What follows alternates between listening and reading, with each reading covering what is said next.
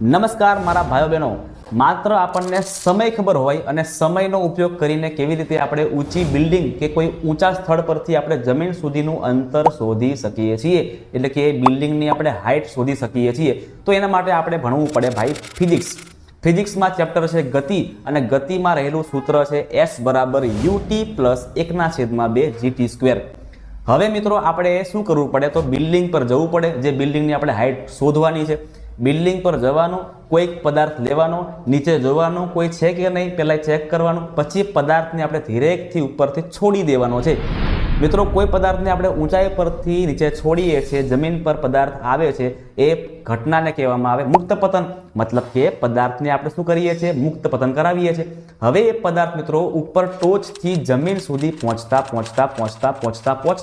કેટલો સમય લગાવે છે એ આપણે લખી લેવાનું છે, બરાબર છે.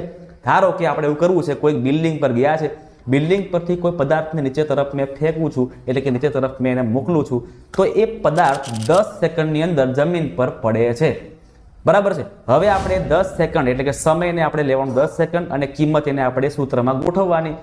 S બરાબર UT પ્લસ 1/2 GT². U એટલે શું સાહેબ, તો કે U એટલે પ્રારંભિક વેગ, જે કેટલો થતો 0 બની ગયો છે, બરાબર છે. એટલે 0 ગુણ્યા t કરો એટલે 0 થઈ જવાના, પ્લસ 1/2 GT². G ની કિંમત મગજમાં ગોખી નાખજો, બરાબર છે. 9.8 મીટર પ્રતિ સેકન્ડનો સ્ક્વેર. એટલે મિત્રો આ બધી કિંમતો સૂત્રમાં નાખીને કંઈક આપણે મંત્ર ફૂંકી દેવાના, એટલે આપણને જવાબ મળશે 490 મીટર, જે મિત્રો બિલ્ડિંગ ઇમારતની હાઇટ બને છે.